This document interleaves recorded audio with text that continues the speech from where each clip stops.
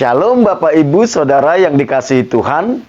Selamat beribadah di dalam ibadah online GKPB Masa Depan Cerah Tulung Agung.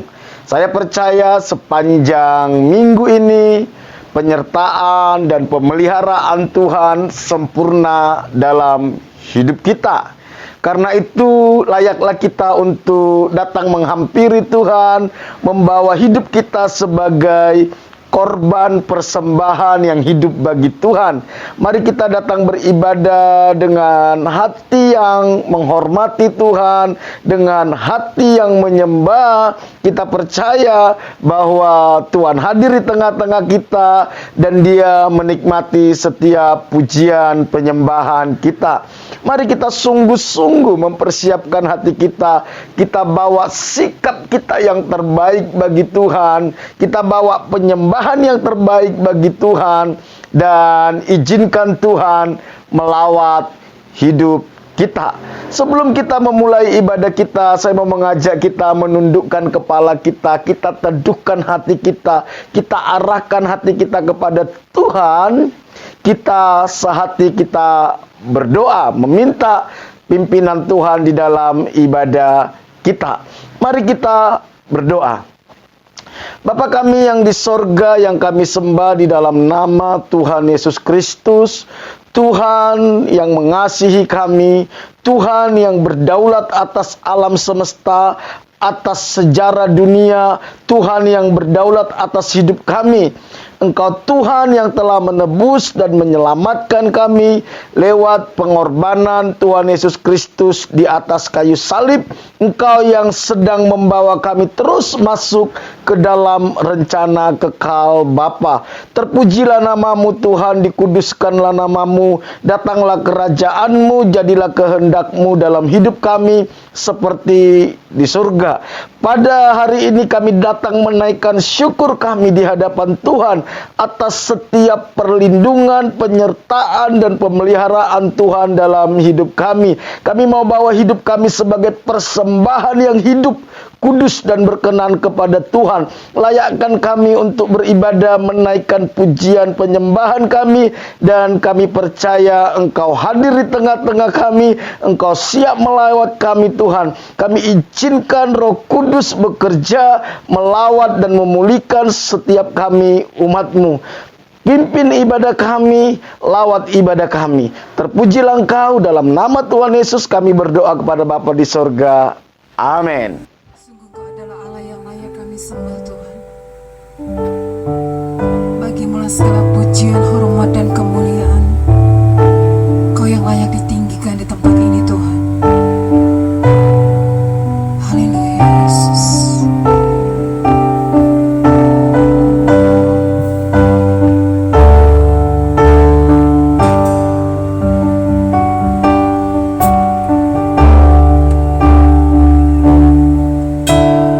Besar dan ajaiblah karyamu.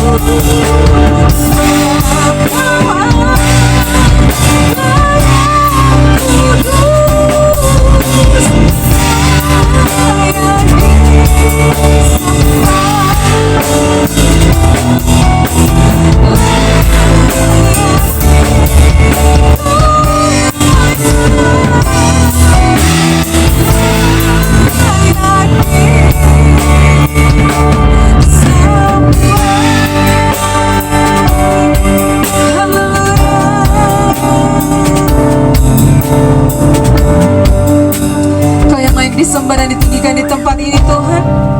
Kami mau bersorak-sorai dan bersukacita hanya bagi satu nama, Yesus Kristus Tuhan. Haleluya, amin. Mari kita puji Tuhan Allah kita yang dahsyat. Mari kita muliakan nama Tuhan, kita bersorak-sorak bagi Dia.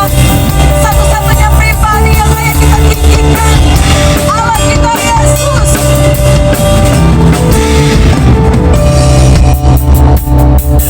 Alangkah indahnya hidup di dalam Tuhan, yang mencurahkan berkat yang berlimpah. Alangkah indahnya jalan bersama Tuhan, yang memberikan kuasa untuk menang. Yesus ku dasar, ku telah kepadamu, kau Tuhan yang setia di pihakku. Yesus ku dasar, dan ku berkuasa, kau yang terhebat dan besar bagiku.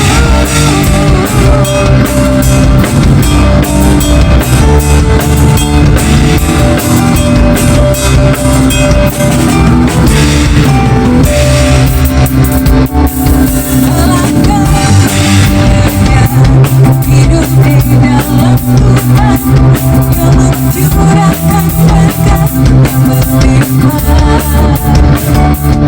Alangkah indahnya jalan bersama Tuhan, yang memberikan kuasa untuk menang.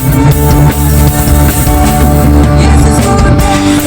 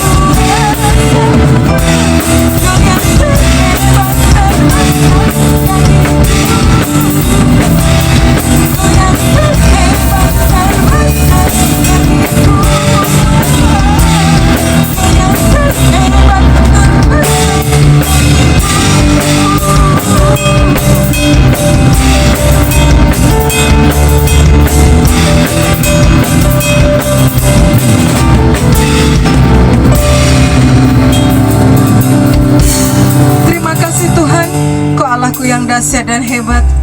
Kau adalah sumber pengharapan. Di dalam tangan-Mu lah kami serahkan masa depan kami kepada Engkau Tuhan. Segala perkara dapat kami tanggung di dalam Engkau yang memberikan kekuatan dan kelegaan bagi kami. Terpujilah nama-Mu Tuhan. Bukan dengan kuat gagah kami, tapi semua karena kuasa Roh Kudus-Mu yang memampukan kami untuk melakukan semuanya.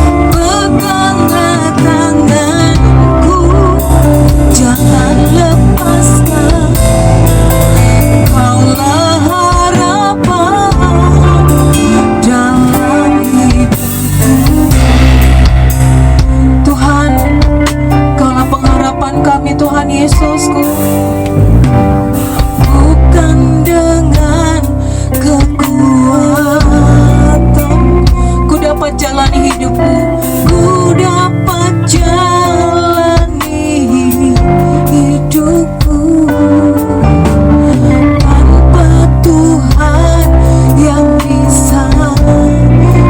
Ku tak mampu Tuhan, ku tak mampu sendiri. Kau kuatanku, Engkaulah kuatku, yang menopangku. Ku pandang wajah-Mu dan berseru, pertolonganku datang dari-Mu. Peganglah tanganku, jangan lepaskan. Kaulah harapan dalam hidupku. Ku pandang wajah-Mu dan berseru, Yesus, pertolongan datang dari-Mu. Peganglah tanganku, jangan lepaskan. Kaulah harapan dalam, Kaulah harapanku, Kaulah harapan dalam hidupku, Kaulah harapan dalam hidupku. Yesus, Kaulah harapan dalam hidup kami Tuhan. Jangan lepaskan tangan kami Tuhan. Kami gak bisa hidup di luar Tuhan. Kami butuhkan Engkau Tuhan Yesus.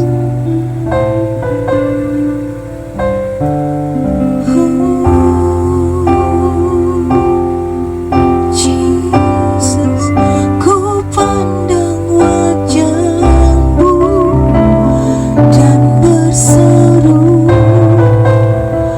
pertolonganku datang dari-Mu.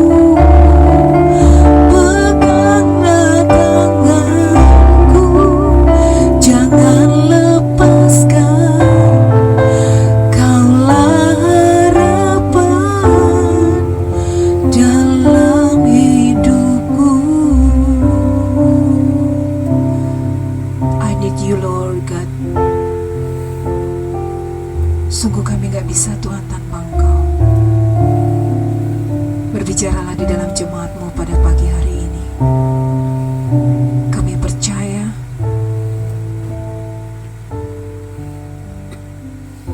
Tuhan yang berperkara secara pribadi dalam hidup kami Tuhan.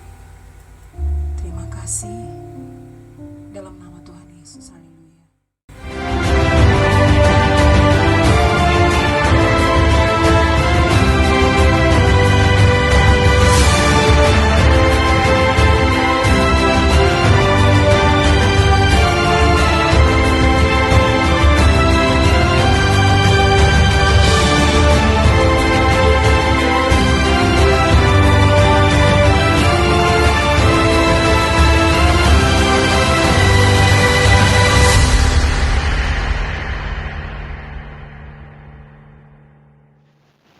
Bapak, Ibu, Saudara yang dikasihi Tuhan, pada tahun 1921, sepasang suami istri dari Swedia yang bernama David dan Svea Flat. David dan Svea Flat. Mereka memutuskan untuk menjawab panggilan Tuhan untuk melayani misi di pedalaman Afrika. Mereka terbeban untuk melayani negara Belgian Kongo yang sekarang itu menjadi Zaire. Setelah sampai di Zaire, mereka melapor ke kantor misi setempat. Lalu mereka dengan menggunakan parang mereka membuka jalan melalui hutan pedalaman yang dipenuhi oleh nyamuk malaria. David dan Svea membawa anak mereka yang masih berumur 2 tahun saat itu, yang bernama David Junior. Di tengah hutan, mereka menemukan sebuah desa. Menemukan sebuah desa yang sangat terpencil, yang penduduknya tidaklah terlalu banyak. Namun sangat disayangkan, penduduk desa tersebut tidak mengizinkan mereka untuk masuk ke desa tersebut. Karena menurut keyakinan mereka, kalau ada orang kulit putih masuk ke desa mereka, maka dewa-dewa mereka akan marah kepada mereka. Itulah yang menjadi alasan penduduk desa itu tidak mengizinkan keluarga David untuk tinggal di sana.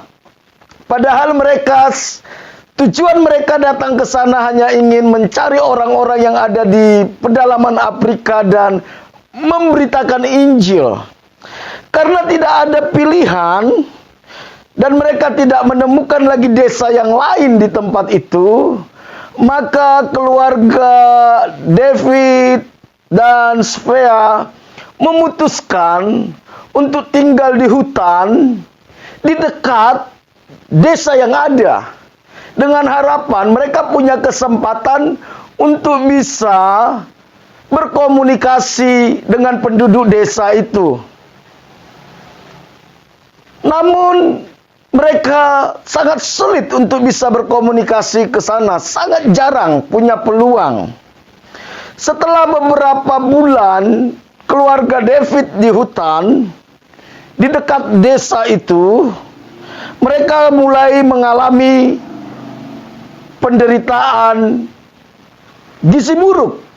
Selain itu mereka juga sudah mulai kesepian.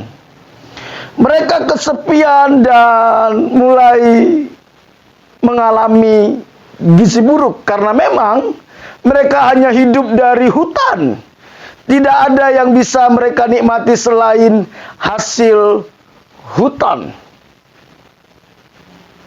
Setelah 6 bulan mereka tinggal di hutan dalam kondisi mereka terisolasi di sana. Mereka sangat jarang bisa berkomunikasi dengan penduduk desa.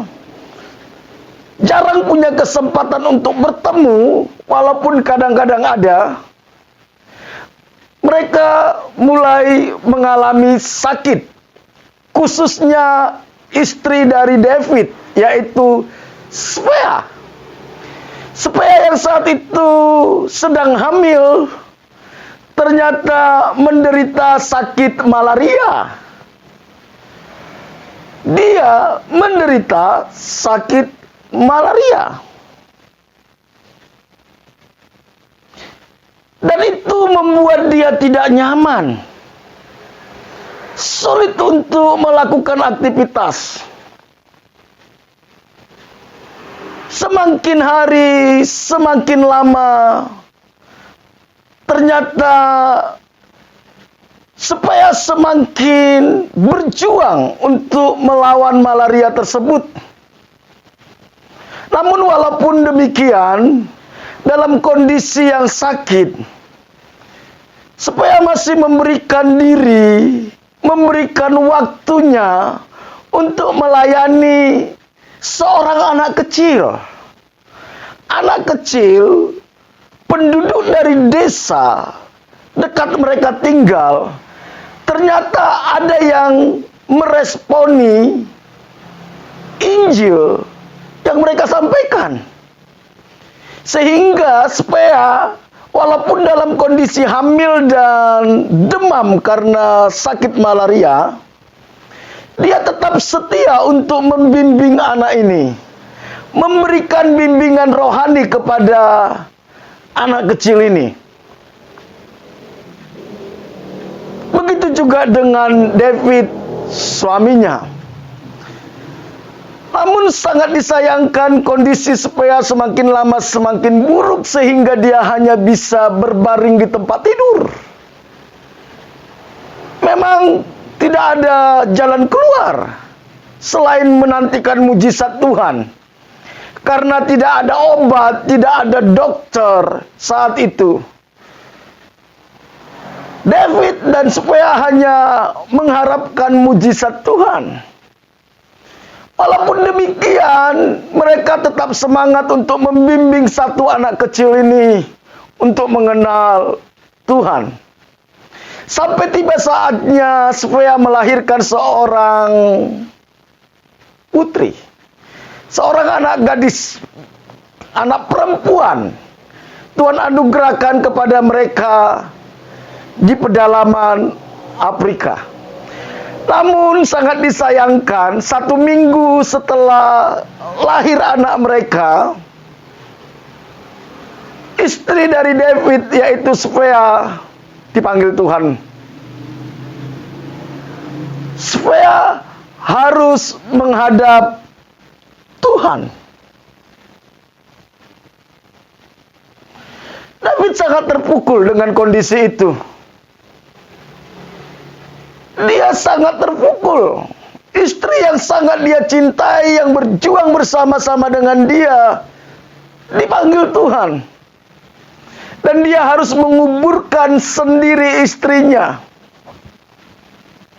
Sambil dia menguburkan istrinya, dia menangis. Dia lihat anaknya yang masih 3 tahun sedang memperhatikan dia menguburkan istrinya. David juga di waktu yang sama mendengar tangisan bayi perempuannya yang sedang berada di gubuk yang berasal dari tanah atau dari lumpur. Dipenuhi dengan kekecewaan di dalam hatinya melihat realita yang sedang terjadi. David mulai tidak terima. Dengan emosi yang tidak terkontrol, David berseru kepada Tuhan dan berkata, "Tuhan, mengapa kau izinkan ini terjadi? Bukankah kami datang kemari untuk memberikan hidup kami untuk melayani Engkau? Istriku yang cantik dan pintar telah tiada. Anakku yang masih berusia 3 tahun nyaris tidak terurus. Belum lagi saya memiliki seorang bayi putri yang baru lahir. Kenapa engkau izinkan semua ini terjadi? Selama 1 tahun lebih kami pelayanan di pedalaman Afrika ini. Kami hanya memenangkan seorang anak kecil. Dan itu pun belum tentu dia bisa mengerti apa yang kami beritakan kepada dia. Belum tentu dia bisa memahami tentang Injil yang kami ceritakan." Dan saat itu David meluapkan kekecewaannya dan berkata, "Aku kecewa pada Tuhan. Betapa sia-sianya hidupku. Betapa sia-sianya hidupku." Itulah yang dialami David. Akhirnya dia memutuskan untuk meninggalkan Afrika dan membawa anak laki-lakinya kembali ke Swedia. Namun anak perempuannya dititipkan kepada temannya di kantor misi yang ada di Afrika. Dia tidak tega melihat anak-anaknya. Dia titipkan anaknya kepada temannya, sang misionaris juga yang ada di sana. Dia kembali ke kampung halaman tuanya dan dia menghabiskan sisa hidupnya dengan kembali bekerja di sekuler dan menghabiskan waktunya dengan mabuk-mabukan di bar. Sampai masa tuanya, sampai akhir hidupnya, dia mengalami kekecewaan sama Tuhan. Dia merasa bahwa hidupnya sia-sia. Dia merasa bahwa dia memberikan hidup kepada Tuhan, melayani Tuhan ke Afrika tidak ada guna dan sia-sia. Namun dia tidak menyadari bahwa sebenarnya tidak ada yang sia-sia dalam Tuhan. Setiap jerih lelah mereka Tuhan perhitungkan. Di tengah-tengah kekecewaan dia kepada Tuhan, ternyata Tuhan terus bekerja di dalam pelayanannya.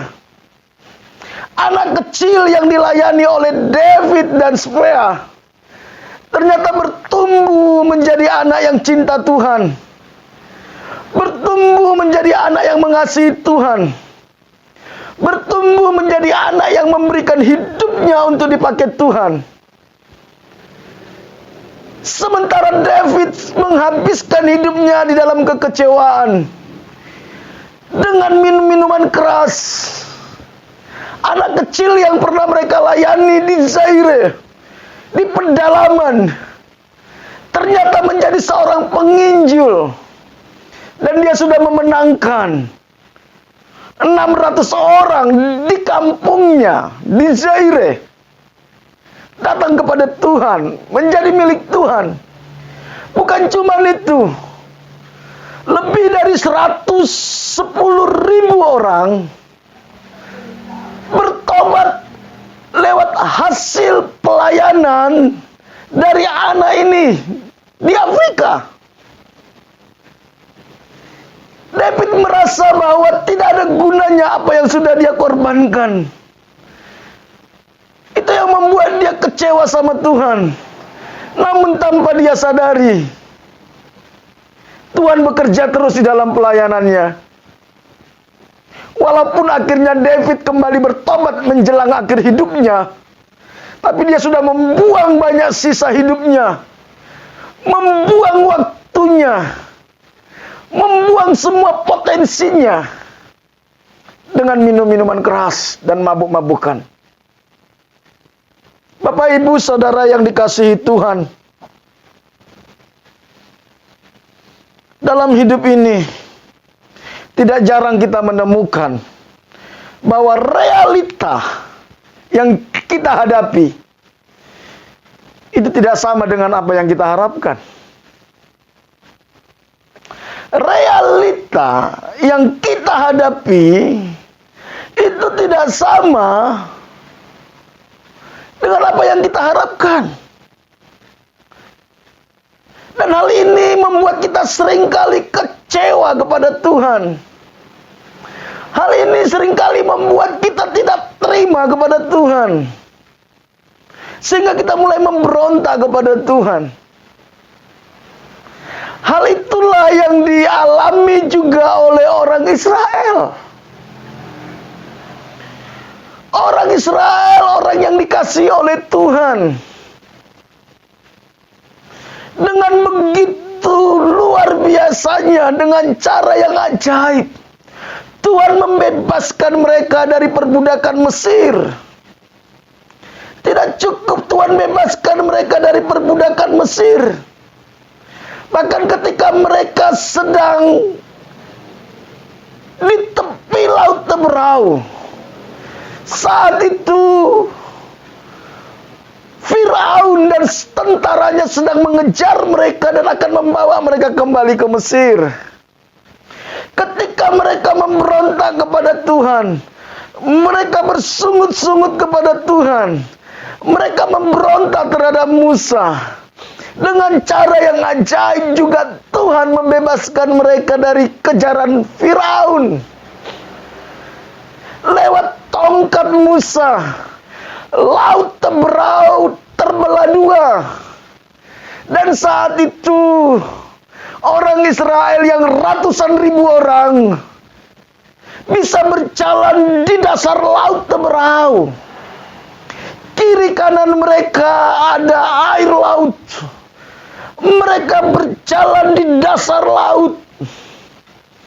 Dan mereka bebas dari kejaran Firaun dan juga tentaranya. Dan saat mereka sudah keluar dari laut teberau, dengan mata mereka, mereka melihat Tuhan membinasakan Firaun dan segenap tentaranya di dalam laut teberau. Setelah mereka keluar dari laut teberau, mereka bersorak-sorai, mereka memuji Tuhan, mereka mengagumkan nama Tuhan.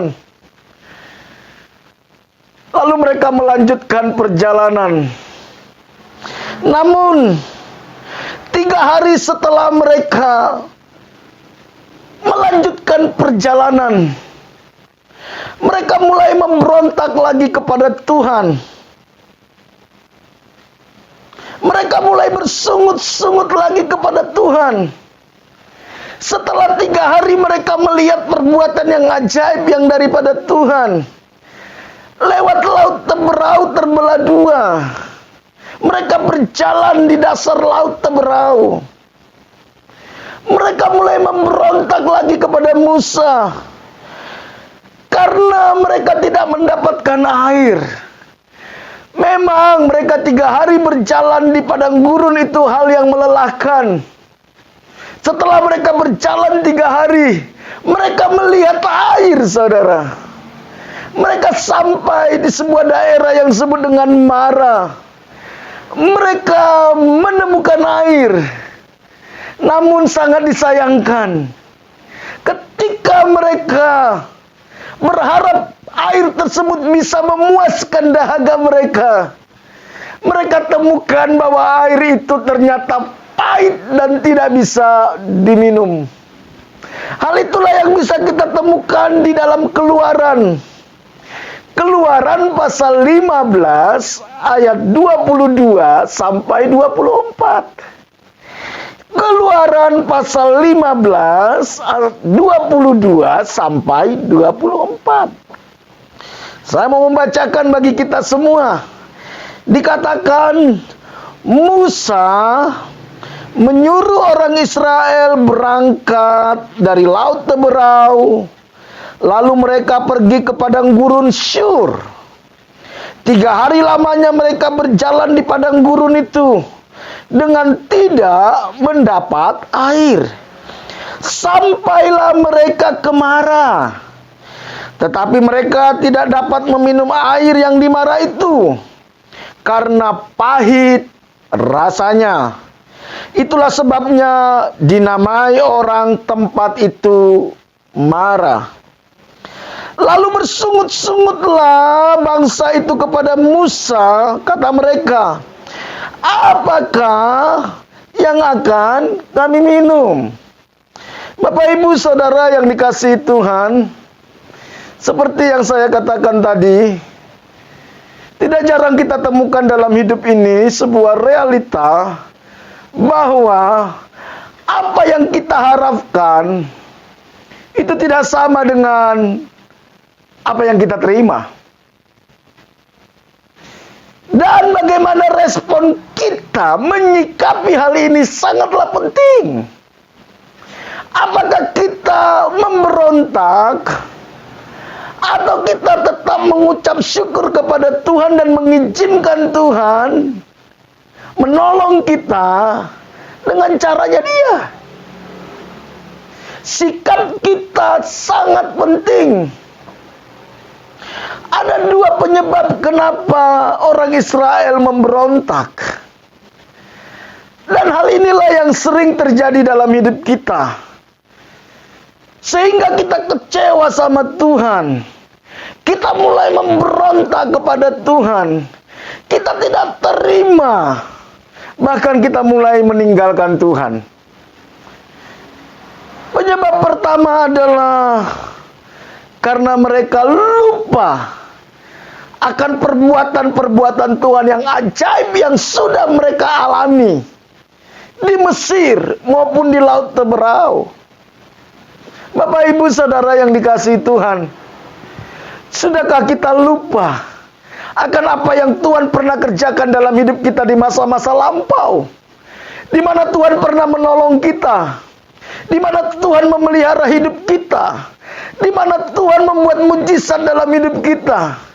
Sehingga ketika kita sekarang mengalami masa-masa sulit, kita mulai kecewa kepada Tuhan. Kita mulai memberontak kepada Tuhan. Hendaknya kita tidak melupakan apa yang Tuhan sudah kerjakan dalam hidup kita.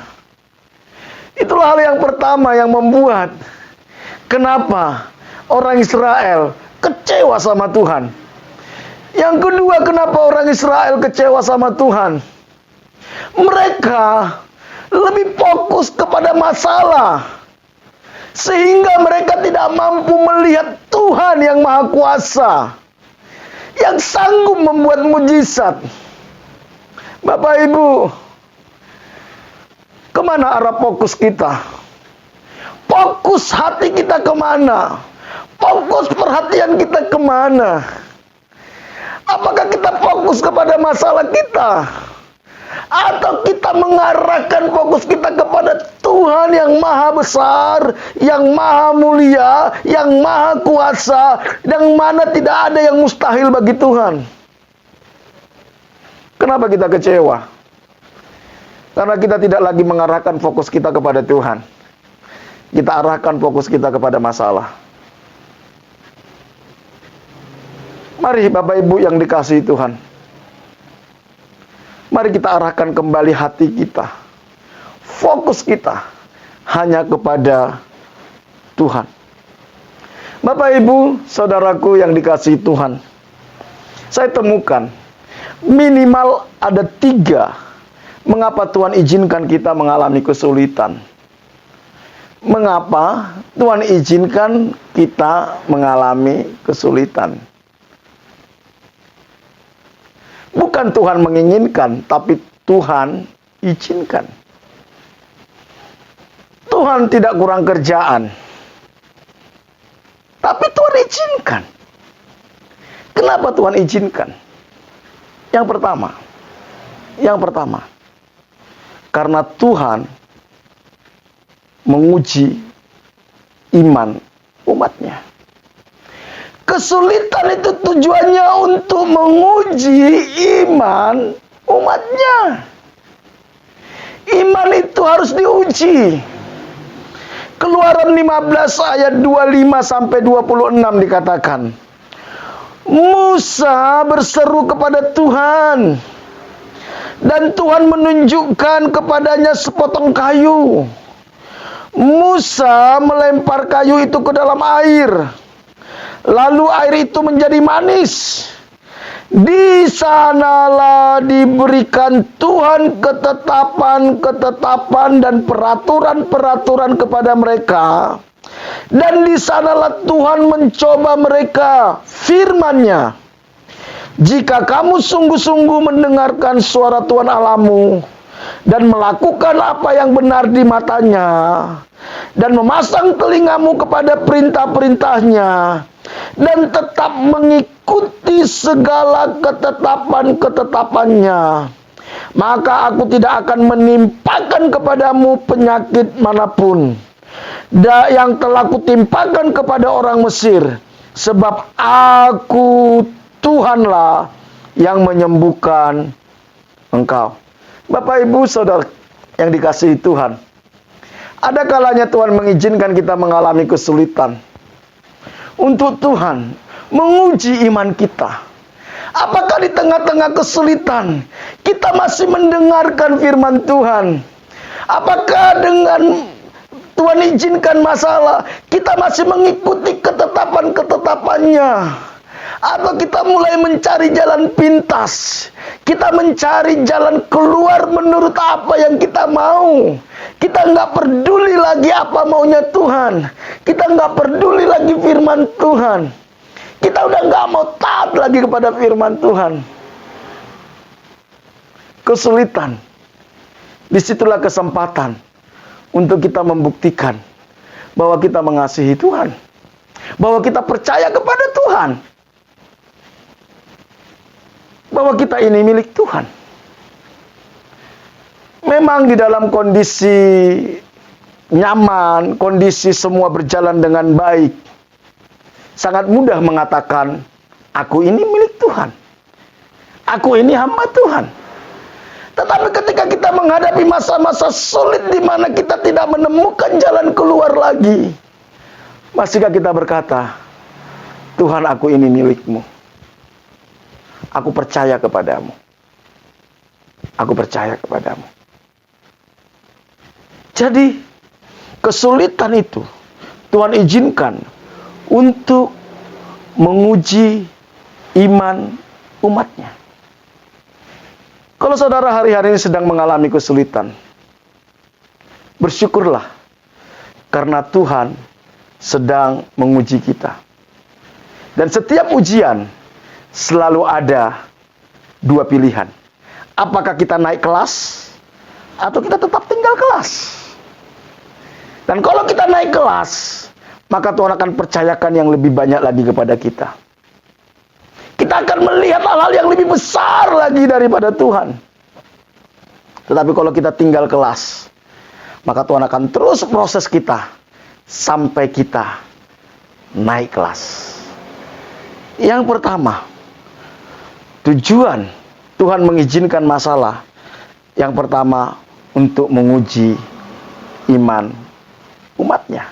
Sama seperti orang Israel. Ketika Tuhan izinkan air itu pahit, apakah mereka masih tetap bisa memuji Tuhan seperti ketika mereka keluar dari Laut Teberau? Masihkah mereka bisa berkata Tuhan itu baik seperti yang mereka lakukan saat mereka keluar dari Laut Teberau? Masihkah kita berkata Tuhan baik?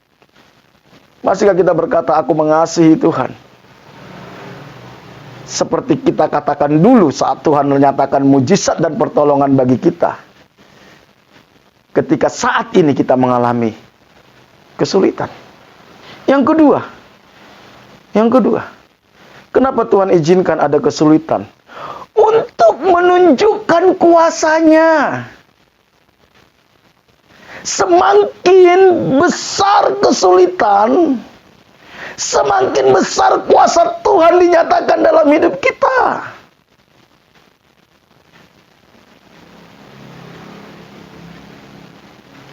Kapan kita bisa berkata bahwa Dia Jehovah Jireh, Allah yang menyediakan, saat kita mengalami kekurangan? Kapan kita bisa mengalami Jehovah Shalom, Allah damai sejahtera? Saat kita diperlakukan tidak adil, saat kita dibully, saat kita ditolak. Kapan kita bisa mengatakan bahwa Dia Jehovah Rafa, penyembuh? Saat kita sakit di mana tidak ada seorang dokter pun yang bisa menyembuhkan kita. Saat itulah kesempatan Tuhan menyatakan kuasa-Nya. Jadi kalau saudara dan saya mengalami kesulitan hari-hari ini, hal yang harus kita tanamkan dalam hati kita adalah izinkan Tuhan menyatakan kuasa-Nya. Di dalam Keluaran 15 ayat 25 tadi dikatakan, Musa berseru kepada Tuhan dan Tuhan menunjukkan kepadanya sepotong kayu. Musa melemparkan kayu itu ke dalam air, lalu air itu menjadi manis. Bagi Tuhan mengubah air yang pahit menjadi manis hanya membutuhkan sepotong kayu yang dipukulkan ke air itu. Terlalu mudah bagi Tuhan untuk membuat mujizat. Terlalu mudah bagi Tuhan untuk menolong kita. Tapi yang menjadi pertanyaannya, masihkah kita percaya kepada Tuhan? Masihkah kita percaya bahwa Dia mengasihi kita? Masihkah kita percaya bahwa Dia tidak pernah meninggalkan kita? Masihkah kita percaya bahwa Tuhan sanggup menolong kita? Kuasanya lebih besar dari setiap kesulitan masalah yang kita hadapi. Kenapa Tuhan izinkan kesulitan? Yang pertama tadi, untuk menguji iman umatnya. Yang kedua, untuk menunjukkan kuasanya. Semakin besar kesulitan yang kita hadapi, semakin besar kuasa Tuhan yang akan dinyatakan dalam hidup kita. Karena itu, nantikanlah Tuhan. Jangan bersungut-sungut. Jangan memberontak. Jangan keluar dari ketetapan-ketetapan Tuhan. Tetaplah berjalan di dalam ketetapannya. Di dalam kebenarannya. Tetaplah mengasihi Tuhan. Yang terakhir, yang ketiga, kenapa Tuhan izinkan kita mengalami kesulitan? Untuk menunjukkan kasih setianya. Kasih setianya. Tuhan mau di dalam setiap kesulitan itu kita bisa melihat kehadiran Tuhan dalam hidup kita. Seringkali orang Kristen, kalau dia sudah dalam zona nyaman, sudah mapan, semua terpenuhi, tidak ada masalah, seringkali kita lupakan kasih setia Tuhan. Kita anggap semua itu karena kekuatan dan kehebatan kita, karena kepintaran kita. Sampai ketika kita mengalami kesulitan, kita baru sadar bahwa ada Tuhan bersama dengan kita. Di masa-masa pandemik ini, tidak sedikit orang-orang yang dulunya tidak peduli sama Tuhan. Akhirnya mereka mulai mendekatkan diri kepada Tuhan. Dan berharap hanya kepada kasih setia Tuhan. Dalam Keluaran 15 ayat 27 dikatakan, sesudah itu sampailah mereka di Elim. Setelah mereka dari Mara, mereka dibawa Tuhan ke Elim. Di sana ada 12 mata air. Lihat, Tuhan berikan mereka 12 mata air. Di sana ada 12 mata air dan 7 pohon kurma. Lalu berkemahlah mereka di sana di tepi air itu. Bapak, Ibu, Saudara yang dikasihi Tuhan. Di balik malam yang gelap,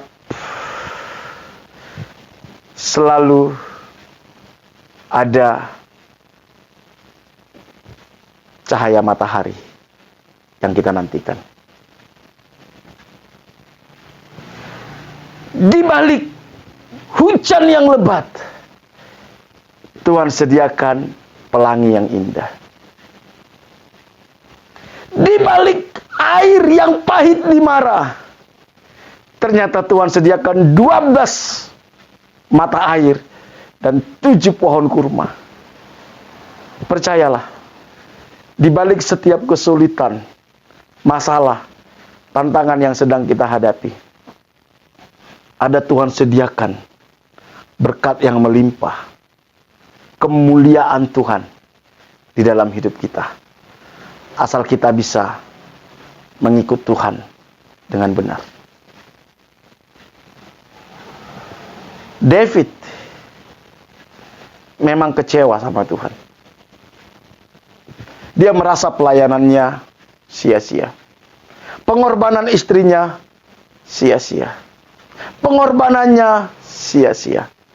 Tapi di balik itu, walaupun mereka hanya melayani seorang anak kecil, satu anak kecil ini dipakai Tuhan menjadi penginjil besar yang memenangkan ratusan ribu orang Afrika datang kepada Tuhan. Mungkin kau hari-hari ini berkata, Tuhan, aku sudah mengikut Engkau dengan sungguh-sungguh. Aku sudah melayani Engkau. Aku sudah berikan seluruh hidupku hanya untuk Tuhan. Aku sudah taat kepada Tuhan. Kenapa aku masih mengalami kesulitan ini? Mungkin kau kecewa sama Tuhan.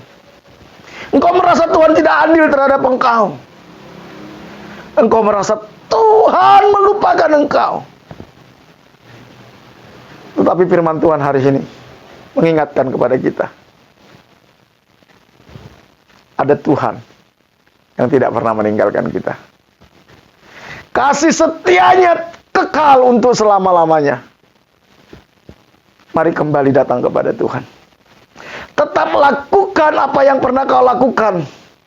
Melayani Tuhan sungguh-sungguh, mengasihi Tuhan sungguh-sungguh. Izinkan Tuhan menyatakan kuasa-Nya di balik setiap kesulitan, masalah, tantangan yang kita hadapi. Jangan izinkan iblis menipu kita dengan kekecewaan. Kekecewaan tidak membuat hidup kita lebih baik, tetapi membuat hidup kita semakin terpuruk. Mari kita tundukkan kepala kita berdoa.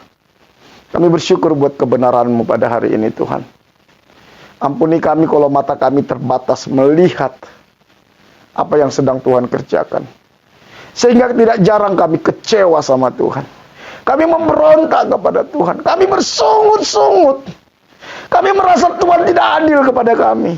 Ampuni kami. Buka mata hati dan pikiran kami untuk melihat kasih setia Tuhan. Untuk mengalami kuasa-Mu dalam hidup kami. Apapun yang sedang dialami anak-anak-Mu hari-hari ini Tuhan. Kesulitan, tantangan, masalah. Jangan biarkan iblis menipu mereka dengan kekecewaan. Buka mata hati dan pikiran setiap anak-anak-Mu untuk melihat kebesaran, keajaiban kasih karunia-Mu. Kasih setia-Mu dalam hidup mereka. Berikan kami hati yang percaya kepada Tuhan. Berkati umat-Mu. Dimanapun mereka yang sedang mengikuti ibadah online ini. Pulihkan. Berkati setiap rumah tangga, hubungan suami istri, orang tua dengan anak, sesama saudara. Kasih dan kebenaran-Mu yang memerintah dalam setiap rumah tangga. Pulihkan kesehatan umat-Mu. Pulihkan. Jemaat-Mu yang sakit hari-hari ini, nyatakan kuasa-Mu kepada mereka. Nyatakan kesembuhan bagi mereka. Berkati usaha pekerjaan umat-Mu. Apapun yang mereka kerjakan sepanjang minggu ke depan, Tuhan yang memberkati. Tuhan yang membuatnya berhasil. Tuhan yang membuat mujizat. Tuhan yang membukakan tingkap-tingkap langit, mencurahkan berkat-Mu atas hidup mereka. Menghalaukan belalang pelahap dari hidup mereka. Berikan hikmat, ide, kreativitas kepada mereka. Lindungi setiap umat-Mu dari segala mara bahaya, kecelakaan, virus-virus, sakit, penyakit. Terima kasih Bapa. Sungguh kami serahkan umat-Mu sepanjang minggu ke depan. Pakai setiap umat-Mu untuk menjadi alat-Mu. Menjadi berkat bagi orang-orang yang ada di sekitar kami. Sungguh kami serahkan hidup kami sepanjang minggu ke depan ke dalam anugerah Tuhan. Jemaat yang dikasihi Tuhan. Mari kita angkat tangan kita. Jemaat yang dikasihi Tuhan. Tuhan mengarahkan wajah-Nya kepadamu. Dan Dia sangat mengasihi setiap kita. Dia tidak pernah melupakan kita. Dia tidak pernah meninggalkan kita. Karena itu, terimalah berkat daripada Allah Bapa. Diberkatilah engkau pada waktu masuk, diberkatilah engkau pada waktu keluar, diberkatilah buah kandunganmu, diberkatilah adonanmu, diberkatilah bakulmu, diberkatilah hasil tanganmu. Apapun yang kau kerjakan dengan tanganmu, Tuhan akan buat berhasil. Diberkati engkau di kota, di desa, di gunung, kemanapun engkau pergi, tanda-tanda ajaib menyertai engkau. Engkau akan naik dan tidak akan menjadi turun. Engkau akan menjadi kepala dan bukan menjadi ekor. Anak cucumu akan perkasa di bumi. Engkau akan disebut sebagai orang yang beruntung dan berbahagia, dan lewat hidupmu akan banyak orang menerima berkat yang berasal daripada Tuhan. Jika engkau hari ini sungguh-sungguh mendengarkan suara Tuhan Allahmu yang kusampaikan kepadamu dan engkau setia melakukannya, maka berkat-berkat ini akan menjadi milikmu. Karena itu terimalah berkat daripada Allah Bapa, kasih karunia dari Tuhan kita Yesus Kristus, penghiburan dan kekuatan dari Roh Kudus. Mulai hari ini sampai Tuhan Yesus datang kedua kali. Dalam nama Tuhan Yesus, setiap kita yang dipercaya sama-sama katakan amin. Bapak, Ibu, Saudara yang dikasihi Tuhan, ibadah online kita selesai. Bagi Bapak, Ibu, Saudara yang ingin ibadah onsite, saudara bisa mengikutinya hari Minggu jam 10 pagi di Barata Entertainment Tulungagung, lantai 2, Ruang Arjuna. Kita tetap ada ibadah onsite, tentu dengan protokol kesehatan. pakai face shield atau pakai masker, kita boleh mengikuti ibadah onsite. Bagi Bapak Ibu Saudara yang digerakkan Tuhan untuk memberikan persembahan, baik itu persembahan persepuluhan, baik itu persembahan syukur, maupun persembahan pembangunan, saudara bisa langsung menghubungi bendahara gereja kita. Tuhan Yesus memberkati kita semua.